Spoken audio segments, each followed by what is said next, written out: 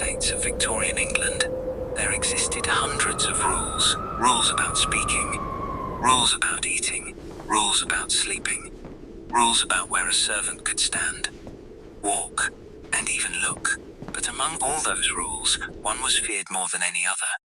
A servant must never fall in love, at least, not with the wrong person. Not with another servant from a rival household, not with someone above their station, and certainly not with anyone connected to the family they served. To modern ears, it sounds cruel, but for thousands of servants, love was considered a threat, a danger, a distraction, a risk to the smooth operation of the household. And if a servant broke that unwritten law, the punishment could destroy their entire future. This story begins in the countryside of Yorkshire, a place where cold winds swept across endless fields, where stone walls divided the land, and where one enormous mansion stood above everything else. Ashcroft Hall. The house belonged to the wealthy Whitmore family. Its towers could be seen for miles. Its windows glowed every evening like a palace. Visitors admired its beauty, but servants knew another truth. Ashcroft Hall was a machine, and everyone inside it was expected to work like one. Among the servants was a young housemaid named Eleanor Hart. She was 21 years old, quiet, hard-working, invisible, the perfect servant. Every morning she woke before sunrise. Every night she slept after midnight. She cleaned rooms she would never own, polished silver she would never use, prepared luxury she would never experience. Yet she rarely complained, because life had taught her a simple lesson. Poor people survived by accepting what they were given. Eleanor had lost her father at 12. Her mother at 16. Divorce was never a choice. It was survival, and survival left little room for dreams. Then she met Thomas. The encounter lasted less than a minute, but it changed everything. Thomas Reed worked as a stable hand on a neighboring estate. One rainy afternoon, supplies arrived at Ashcroft Hall. Servants rushed through the courtyard carrying crates. Horses stamped their feet. Rain poured from the sky. Eleanor slipped on wet stone. A heavy box fell from her arms. Before it struck the ground, someone caught it. A young man, dark hair, mud-covered boots, strong hands and eyes. He smiled. Careful. That single word remained in Eleanor's mind for days, not because it was remarkable, but because kindness was rare, especially towards servants. For the next few months, they crossed paths occasionally, near market roads, village shops, church gatherings, always briefly, always carefully, always under watchful eyes. Victorian society had invisible walls, rich and poor, masters and servants, men and women. Everyone knew where they belonged. Everyone understood what happened when those boundaries blurred, yet affection grows in strange places. A glance became a conversation. A conversation became friendship. Friendship became something neither wanted to name, because naming it made it dangerous. One autumn evening, they met near an old stone bridge. Leaves drifted through the river below. The sun disappeared behind distant hills. For the first time, they spoke openly, not as servants, not as workers, as two lonely people. Thomas told stories about horses. Eleanor spoke of books she secretly borrowed. They laughed, dreamed, imagined impossible futures, and for a few precious moments, they forgot their place in the world. But the world had not forgotten them. Far away, another pair of eyes watched. A footman from Ashcroft Hall, a man known for gossip, a man who understood that secrets could become currency. The next morning, whispers began. By evening, the servants' hall was silent whenever Eleanor entered. People looked away. Others stared. No one explained. No one needed to. Rumors moved faster than truth. Within days, the housekeeper summoned Eleanor. Mrs. Blackwood was feared throughout the estate. She controlled every female servant. Her word could determine employment, reputation, survival. Eleanor entered her office trembling. The older woman sat behind a desk, restless, cold, calculating. "You've been seen." Eleanor's heart stopped. "Seen doing what, ma'am?" The answer came instantly. "You know exactly what." Silence filled the room. Mrs. Blackwood leaned forward. "A servant who values her position avoids unnecessary attachments." Eleanor lowered her eyes. The housekeeper continued. "Affection leads to distraction. Distraction leads to mistakes. Mistakes damage households." Then came the warning. "If these meetings continue, consequences will follow." Consequences. Victorian employers loved that word because it could mean anything. Reduced wages, dismissal, blacklisting, public humiliation. Eleanor left the office terrified. That evening she walked alone through servant corridors, every step heavier than the last. She knew what was expected. End the friendship. Protect her position. Remain obedient. Forget Thomas existed. But love rarely obeys rules, and rules rarely understand love. Outside the mansion, winter approached. Inside, danger was already growing, because someone far more powerful than Mrs. Blackwood had noticed. And unlike gossiping servants or strict housekeepers, this person had the power to ruin both Eleanor and Thomas forever. Winter arrived early that year. The fields surrounding Ashcroft Hall disappeared beneath frost. Bare branches scratched against mansion windows like skeletal fingers. Cold air crept through cracks in stone walls. Servants wrapped themselves in thin blankets and prayed for spring. Yet for Eleanor Hart, the cold outside felt far less frightening than the danger growing around her. Ever since Mrs. Blackwood's warning, she had tried to stay away from Thomas. For 2 weeks she avoided every road where they might meet. She skipped market errands, ignored church gatherings, kept her head down, worked longer hours, spoke less than ever. But absence only made the feeling stronger. Every morning she searched for him without meaning to. Every evening she wondered where he was, whether he was safe, whether he was thinking about her, whether he understood why she had vanished. Then one evening a letter arrived. Not through the post, not through official channels. A stable boy slipped a folded paper beneath a loose stone behind the kitchen garden wall. A place servants sometimes used for secret messages. Eleanor discovered it after finishing her duty. Her hands trembled as she unfolded the note. Inside were only a few words. "I understand why you're afraid, but I would rather see you once than spend years wondering. Tomorrow." The old bridge. Thomas. She read it 3 times, then 5, then 10. Every word felt dangerous. Every word felt impossible to ignore. That night sleep never came. The wind rattled windows. The mansion groaned. And Eleanor stared into darkness, knowing she should burn the note, knowing she should forget him, knowing she wouldn't. The next afternoon snow drifted across the countryside. The bridge stood empty, silent, frozen. For nearly an hour Thomas waited. Then he saw her, walking toward him through falling snow.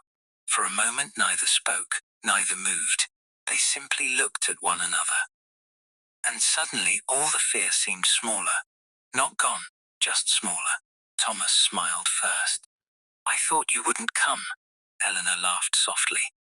"I thought so too." The river flowed beneath them, dark and slow. Thomas stepped closer. "Are they watching you?" She hesitated. "Maybe." His expression darkened. "They have no right." Eleanor almost smiled. "They have every right." That was the reality of Victorian service. A servant's life belonged to others, their schedule, their appearance, their behavior, sometimes even their future. Thomas clenched his jaw. "You deserve more than this." The words hurt because part of her believed them. and another part knew they would never be true. The wealthy inherited futures, the poor borrowed them. That was simply how the world worked, or so everyone said. Weeks passed. The secret meetings continued. Rare, brief. Sometimes they met beneath the bridge, sometimes near abandoned farm buildings, sometimes in the woods where nobody traveled during winter. Each meeting felt stolen. Each goodbye felt heavier. And every day the risk grew. Inside Ashcroft Hall, whispers returned. Servants noticed changes. Eleanor smiled occasionally now.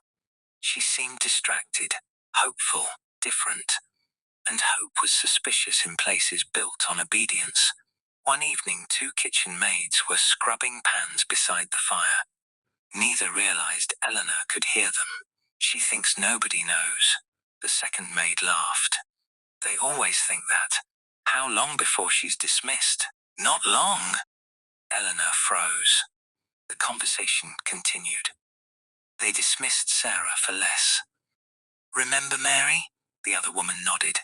Engaged to a gardener, lost her position within a month. The first maid lowered her voice. They say employers hate married servants. Why? They fear divided loyalties. The words echoed in Eleanor's mind, divided loyalties. As though affection itself were a crime. As though loving someone meant betraying your work. But in Victorian households, that belief was common. Servants were expected to dedicate themselves entirely to the house. Marriage complicated that. Love complicated that. Humanity complicated that. And employers often preferred servants who sacrificed all three. A few days later, something happened that terrified Eleanor. Mrs. Blackwood summoned her again. The housekeeper's office felt colder than ever. The older woman sat silently for several moments, studying her, watching, evaluating. Then she spoke. Have my instructions been ignored? Eleanor's stomach tightened. I don't understand. Do not lie. The room became silent. Mrs. Blackwood opened a drawer, removed a piece of paper, placed it on the desk. It was Thomas's note. The one she thought she'd hidden. The one she believed nobody would ever find. Blood drained from her face. Mrs. Blackwood watched her reaction carefully. Now you understand. Panic surged through Eleanor. How? Who found it? Who betrayed her? The housekeeper continued. You disappoint me. Eleanor whispered. Please, please what? Tears threatened. I've done my work. You've done most of it. Mrs. Blackwood's voice became sharp. Your responsibilities are here. She pointed toward the mansion, not with some stable hand. The humiliation burned. Not because the words were cruel, but because they reduced everything she felt into something small and foolish, as if love were merely a childish mistake, as if her heart were another household object requiring correction. Mrs. Blackwood stood. The meetings end today, and if they don't?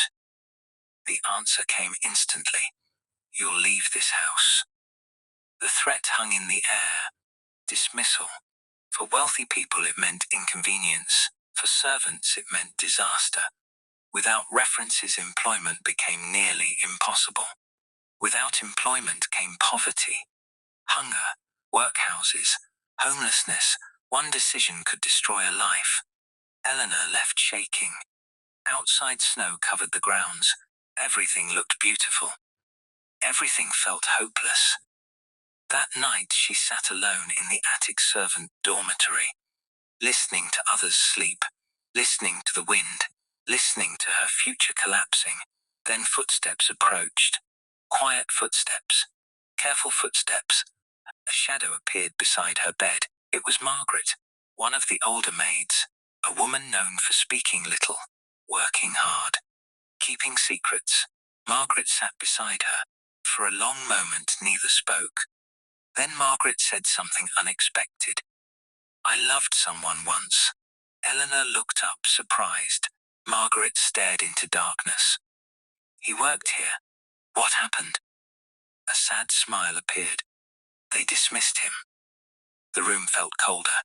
Margaret continued. I never saw him again. Silence, then another confession. They told me I would forget. Her eyes glistened. I never did.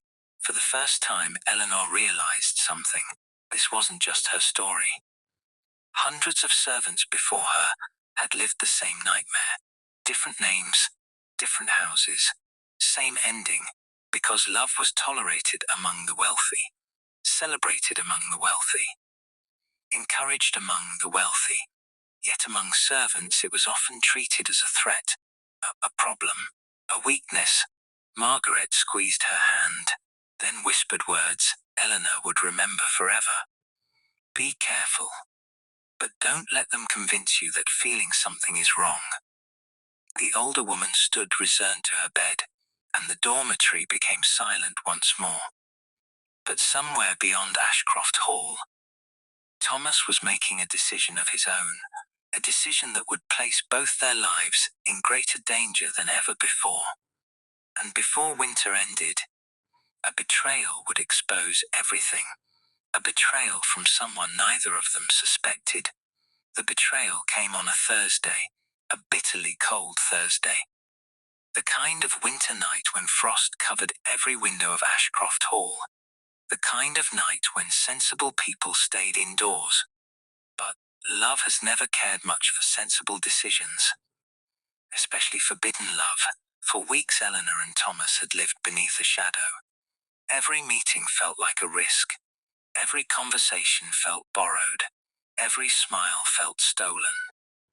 Yet somehow they continued, because the more the world tried to separate them, the harder it became to let go.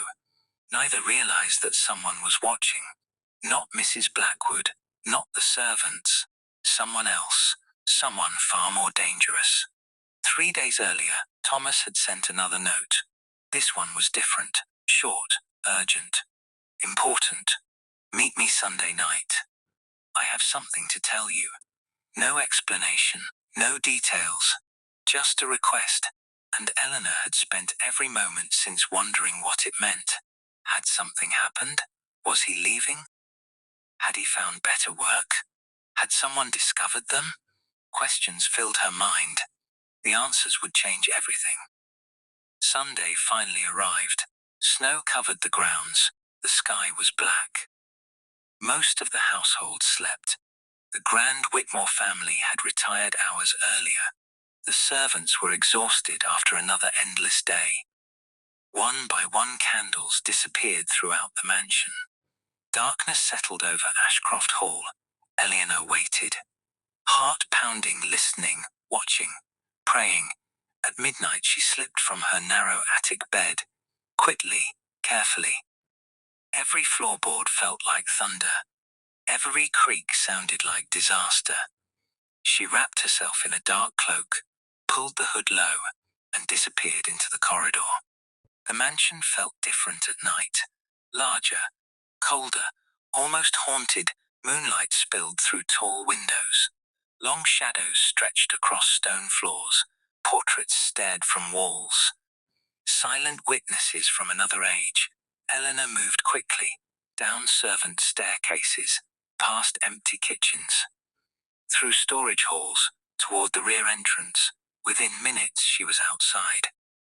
The cold air struck her face instantly. Snowflakes drifted through the darkness. The world seemed frozen, still silent, except for her racing heartbeat. The old bridge stood exactly where it always had. Ancient stone, dark water beneath, bare trees surrounding it, and waiting beside the railing. Thomas. The moment he saw her, he smiled.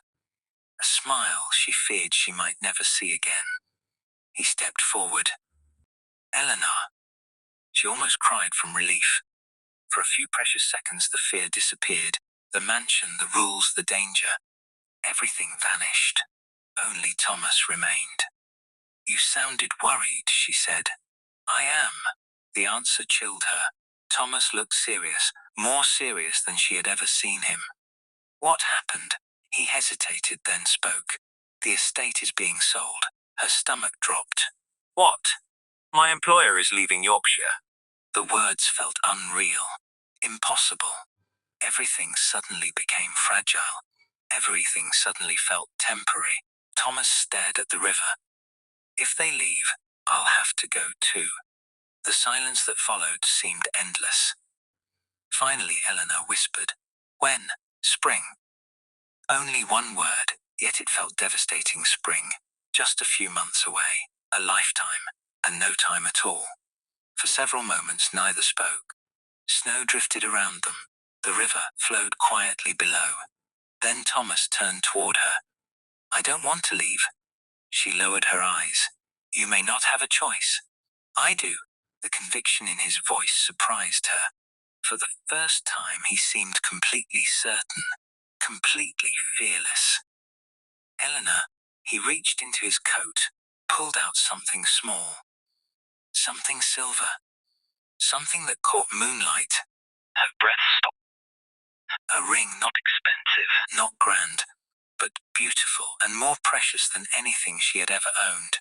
Thomas's hands trembled. "I know I shouldn't ask. I know we're not supposed to dream about things like this. But I love you." The words echoed through the night.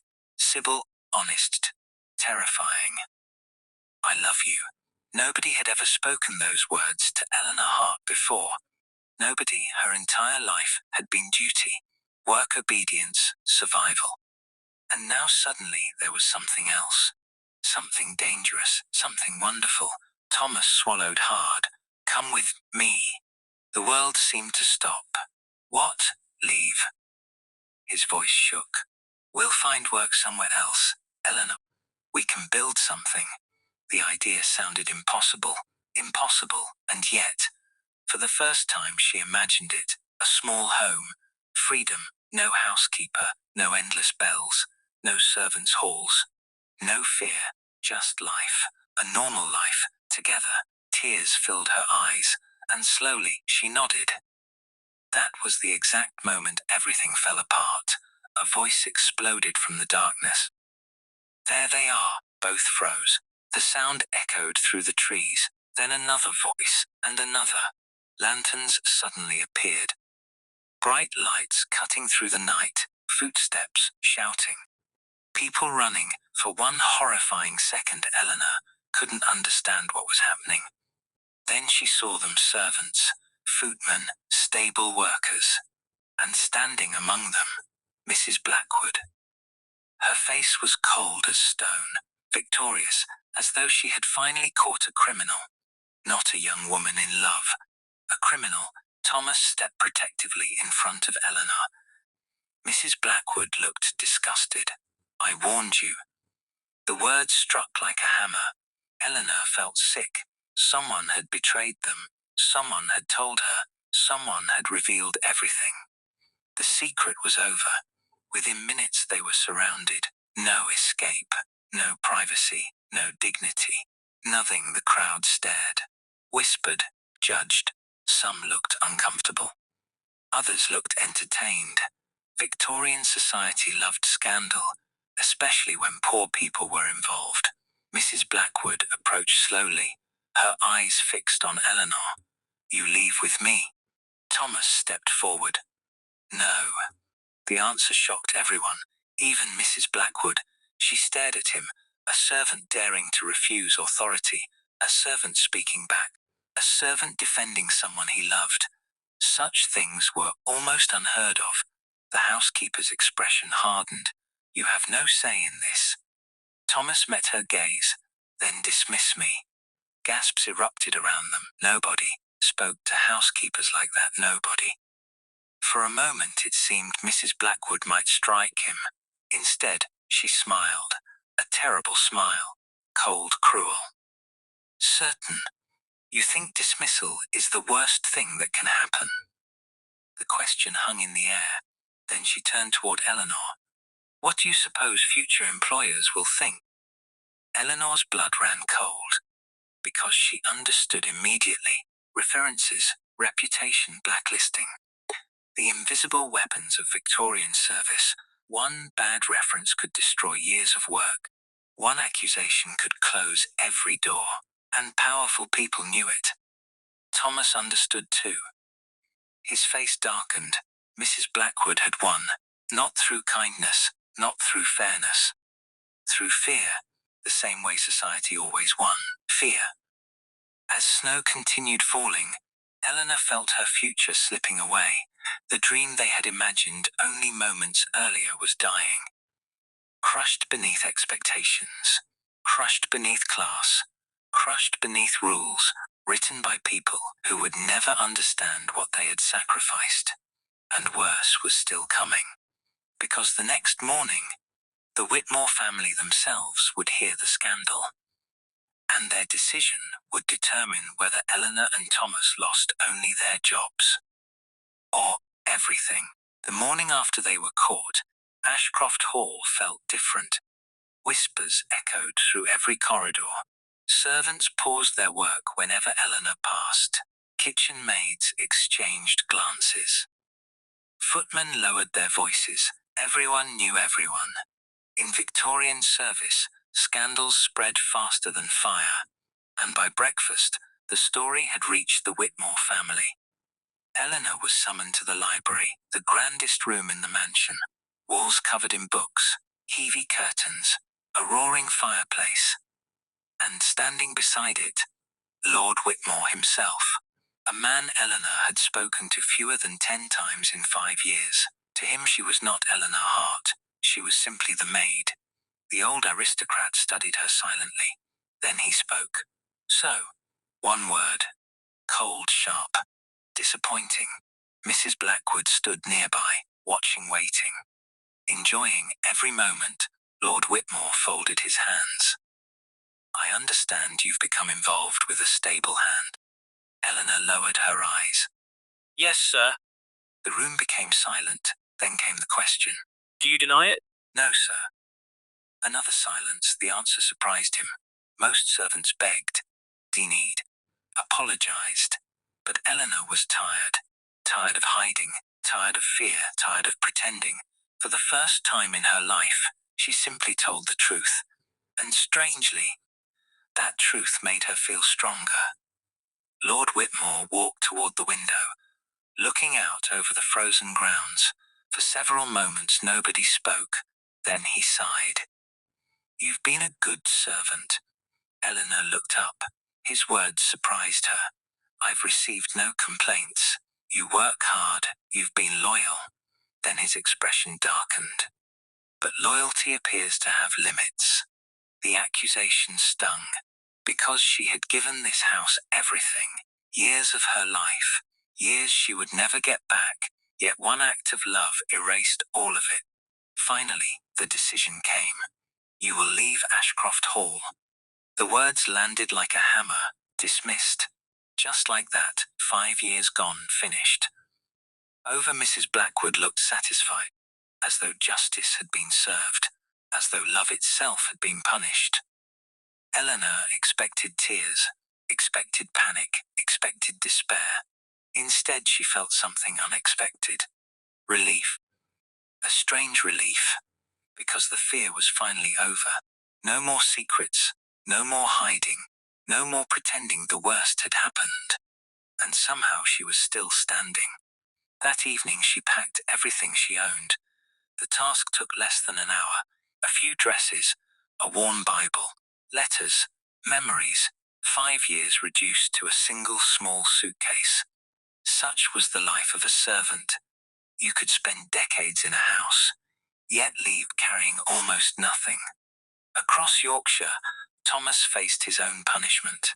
His employer dismissed him immediately, without reference, without recommendation, without mercy. Years of loyal service meant nothing. Love had cost him everything too.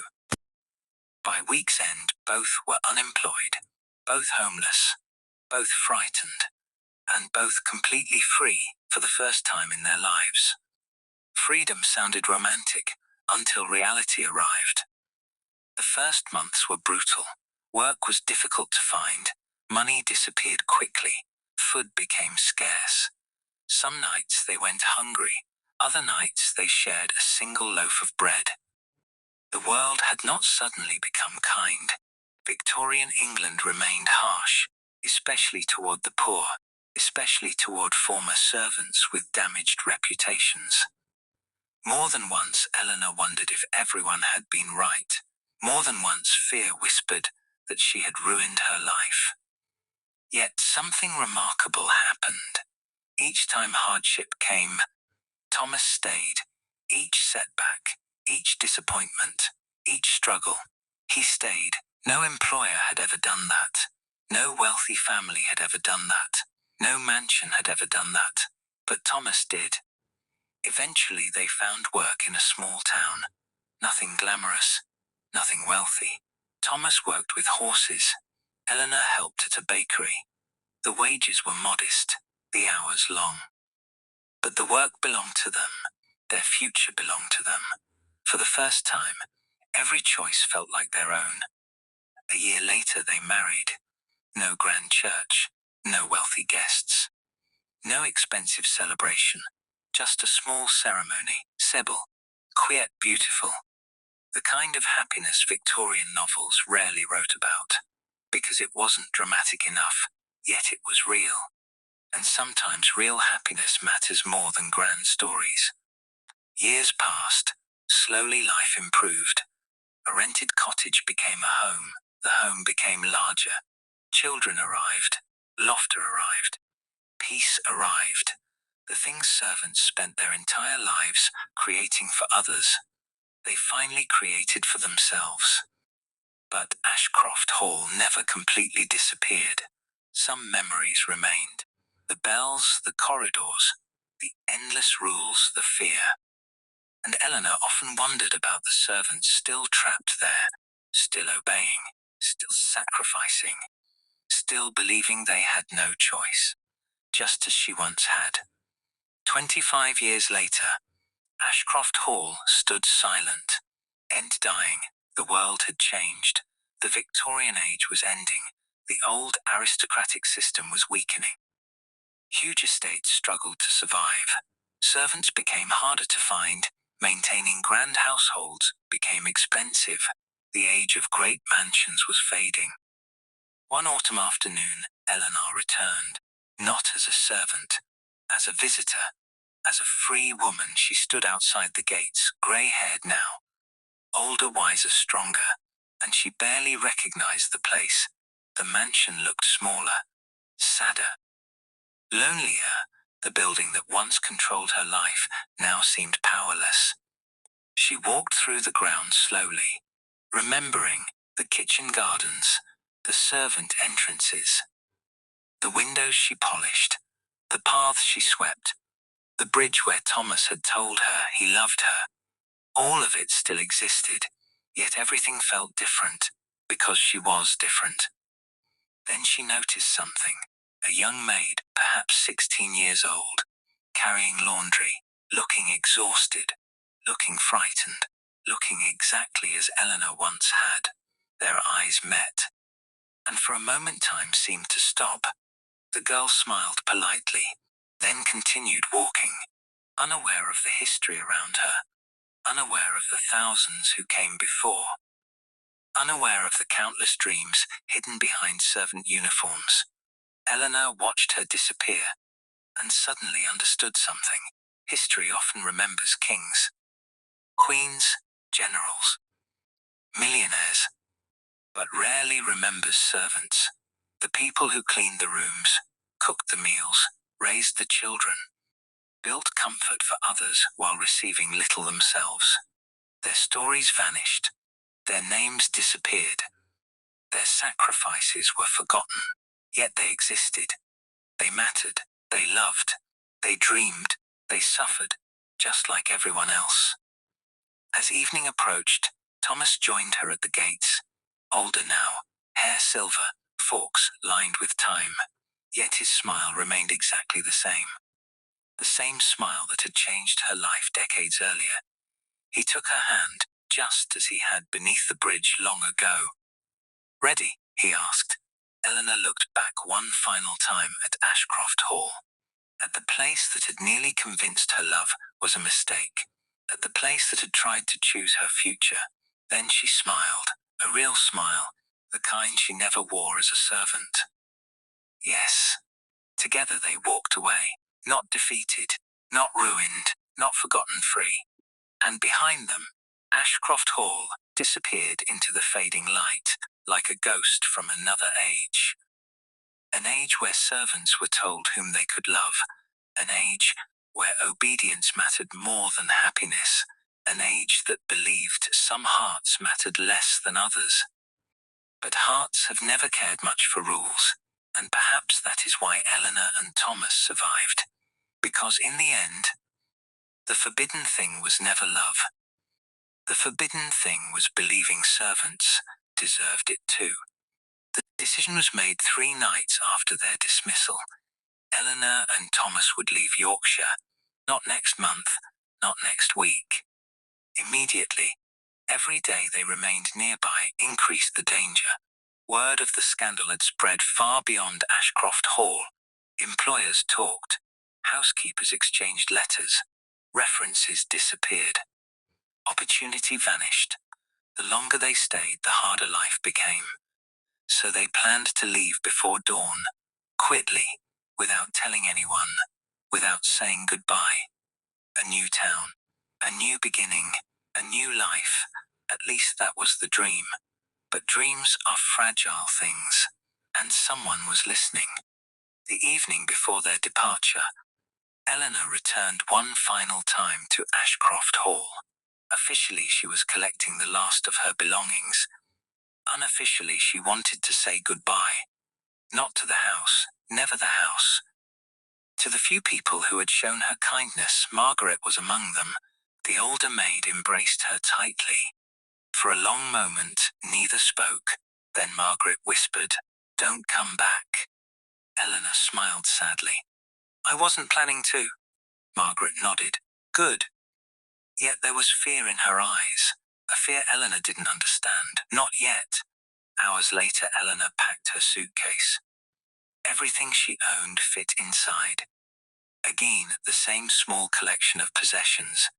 The same simple life. Yet this time something felt different, because now she wasn't leaving as a servant. She was leaving as a woman, choosing her own future. Outside, a storm was gathering. Dark clouds rolled across the countryside. Wind rattled windows. Rain began falling shortly after midnight. By 2 o'clock, it had become a downpour. The kind of weather that turned roads into rivers of mud. The kind of weather that swallowed footprints, perfect for disappearing, or so they thought. At 4 in the morning, Eleanor slipped through the back gate. Thomas was already waiting. A horse cart stood nearby, modest worn, but enough to carry them away. For the first time in weeks, hope returned. Real hope, dangerous hope, the kind that makes people believe happiness is possible. Thomas smiled. "Ready?" Eleanor nodded. "Ready." The cart began moving, slowly at first, then faster. Ashcroft Hall faded into darkness behind them. Neither looked back. For nearly an hour, everything went perfectly. Rain covered their tracks. Roads remained empty. No one followed. No one stopped them. No one even knew they were gone. Or so they believed. Then they heard it, hoofbeats, behind them, fast. Too fast. Thomas immediately turned. His expression changed. The smile vanished. 3 riders were approaching. At first, Eleanor thought they might simply be travelers. Then lightning illuminated the road, and she recognized one of them, an Ashcroft Hall footman. Her blood turned cold. "They found us." Thomas urged the horse forward. The cart accelerated. Mud sprayed behind them. Rain lashed their faces. The riders continued gaining ground. Panic spread through Eleanor. How? How had anyone known? Their plan was secret. Only 2 people knew. Thomas and Eleanor. Then suddenly another possibility appeared. A possibility she hated. Someone had betrayed them. Again, the road narrowed. Trees crowded both sides. The storm intensified. Thunder exploded overhead. The horse struggled through thick mud. The riders came closer. Closer, closer. Then a voice echoed through the darkness. Stop. Neither obeyed. Stop. Still they continued. The lead rider surged ahead, trying to block the road. Thomas pulled sharply. The cart nearly overturned. One wheel struck a stone. Wood cracked loudly. The entire vehicle lurched sideways. Eleanor screamed. The horse lost footing. And suddenly everything collapsed. The cart overturned violently. Wood shattered.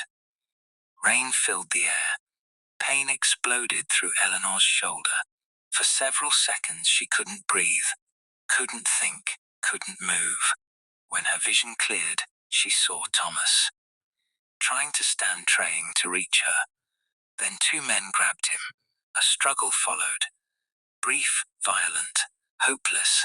Thomas fought anyway, because that's what people do when they're desperate. Because love makes people brave, sometimes foolishly brave. A punch knocked him to the ground. Another followed. Then ropes appeared. Within moments he was restrained, helpless. Eleanor tried reaching him. A rider blocked her path. Stay back. She ignored him. The man grabbed her arm. Hard pain shot through her body. She stared at Thomas. Thomas stared back. Rain pouring between them, neither able to reach the other. Then a familiar voice emerged from the darkness. Mrs. Blackwood. She stepped from another carriage, holding an umbrella, perfectly dry, perfectly calm, as though she had expected this outcome all along, because she had. You should have listened. The words carried no anger, only satisfaction, which somehow made them worse. Eleanor felt sick. Why Mrs. Blackwood studied her. As long as servants understand their place, society functions. The statement sounded absurd, cruel, emirolzi.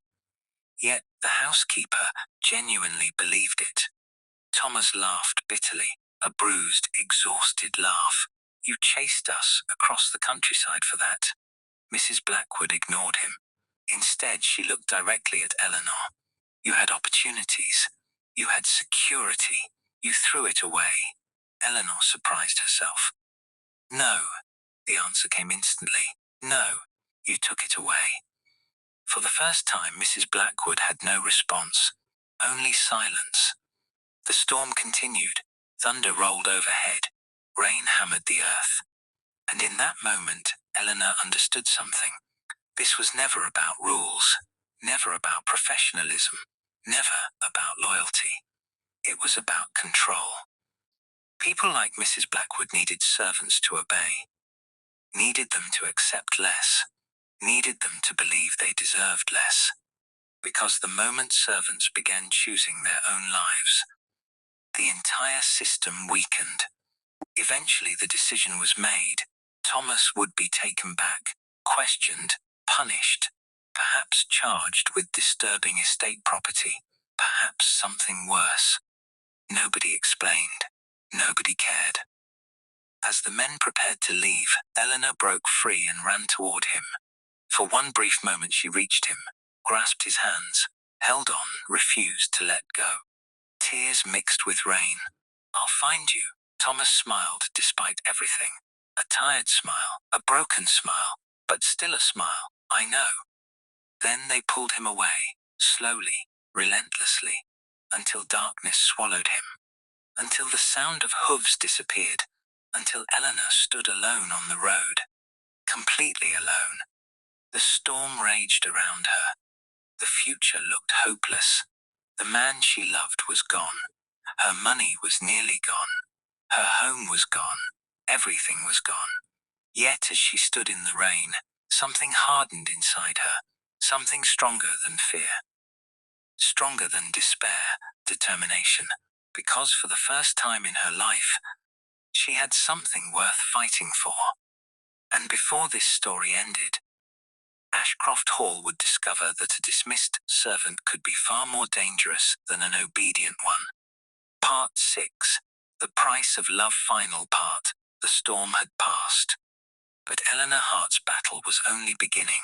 Morning arrived grey and cold. The countryside looked washed clean, yet Eleanor felt anything but clean. Mud covered her dress.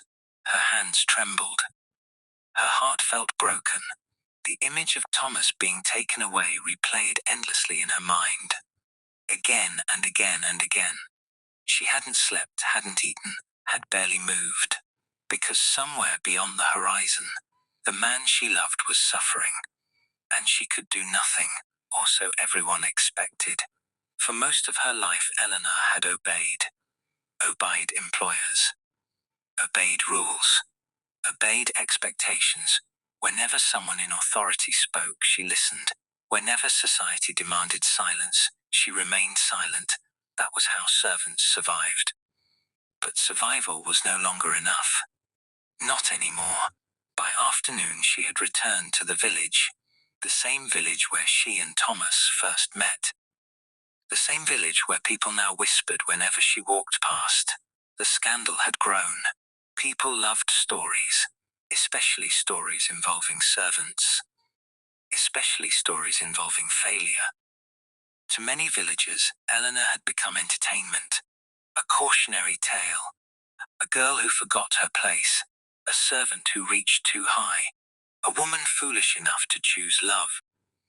Yet among the whispers came something unexpected. Help. Margaret found her sitting alone outside a small chapel. The older maid looked exhausted, as though she had walked for hours. Perhaps she had. Without speaking, Margaret sat beside her. For a long time neither woman spoke. Then Margaret handed her a folded paper. "What is this?" Margaret's voice was barely above a whisper. "Something Mrs. Blackwood doesn't know I found." Eleanor unfolded the paper. Her eyes widened. It was a list. Names, dates, former servants. Dozens of them, perhaps hundreds, men and women dismissed over the years, most for the same reason: marriage, relationships, pregnancy, love. The evidence shocked her. This wasn't about her. This had never been about her. She was simply the latest victim. Margaret stared at the chapel floor. "They destroy lives." Her voice cracked. "They've always destroyed lives." Eleanor looked at her. "You knew?" Margaret laughed sadly. "I lived it." Then she told a story Eleanor had never heard, a story she had hidden for 20 years. When Margaret was young, she had fallen in love with a gardener, a kind man, a hard-working man, a man she planned to marry. Then Ashcroft Hall intervened. The gardener was dismissed, given terrible references, driven away. Within months he vanished. No letters, no messages. Nothing. Margaret never saw him again. Never married. Never recovered. And now tears filled her eyes. Not for herself. For Eleanor, because history was repeating itself. That evening, Eleanor made a decision. She would not run. She would not hide. And she would not surrender. She was going back to Ashcroft Hall. The mansion appeared exactly as she remembered. Large, cold, imposing, built to make ordinary people feel small. For years it had succeeded. Today it did not. Servants stared as she entered. Some looked shocked. Others looked frightened. Nobody expected her return, especially not Mrs. Blackwood. The housekeeper was in her office when Eleanor arrived, reviewing schedules, managing lives, controlling futures.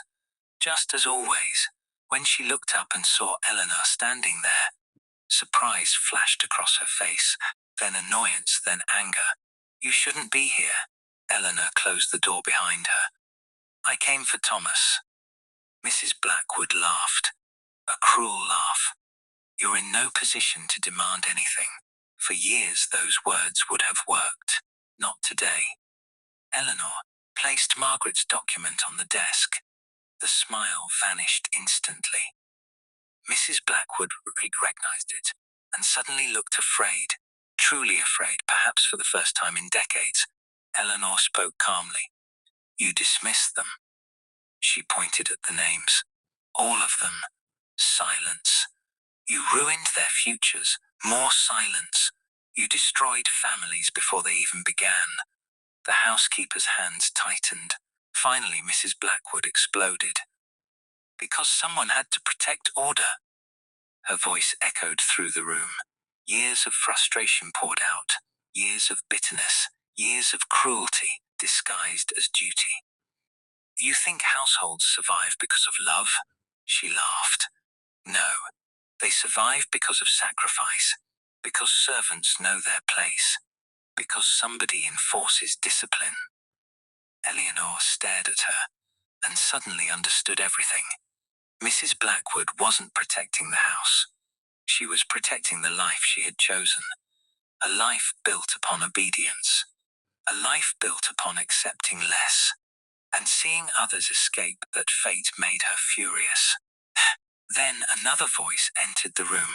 That will be enough. Both women turned. Lord Whitmore stood in the doorway. He had heard everything, every word, every confession, every justification. For several seconds, nobody moved. Nobody spoke.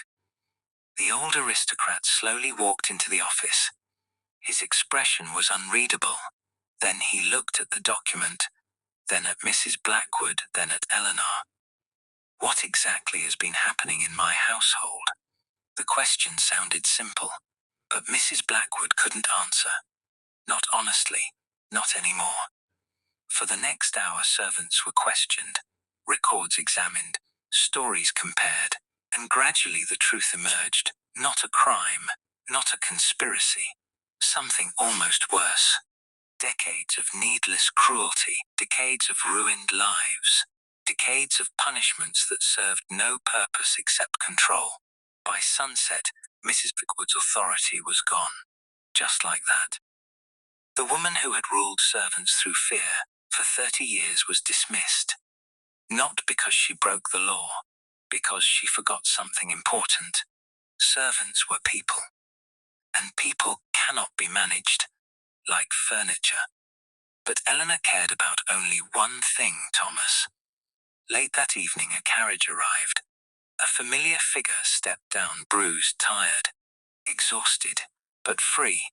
Thomas, for 1 second, neither moved. Then Eleanor ran, straight across the courtyard, straight into his arms. The embrace lasted only moments. Yet it felt like years, because for a while she had believed she might never see him again. And now he was here, alive, safe, home. Around them, servants watched quietly. Some smiled. Some wiped tears from their eyes. And perhaps for the first time, Ashcroft Hall witnessed something it had spent years trying to prevent. Love winning. A month later, Eleanor and Thomas left Yorkshire, not as fugitives, not as failures, not as disgraced servants, as two people building a future, their future. Years later, they would tell their children the story. Not every detail, not every hardship, just the important lesson that some rules deserve respect and some deserve resistance. Because not every tradition is right, not every authority is wise, and not every forbidden thing is wrong. Ashcroft Hall continued standing for many years. Its towers remained, its gardens remained, its walls remained. But something inside had changed forever. The servants who worked there spoke more freely, married more freely, dreamed more freely. Because one maid had refused to surrender. And as for Eleanor Hart, history never recorded her name. No statue was built, no newspaper celebrated her, no book honored her courage. Yet her story mattered. Because thousands of servants lived lives like hers, people forgotten by history, people whose dreams were treated as inconveniences, people who were told that love belonged only to those above them. They were wrong. Love belongs to everyone, the rich, the poor, the powerful, the powerless, the masters, and the servants. And no matter how many rules tried to stop it, no mansion was ever strong enough to keep it out forever.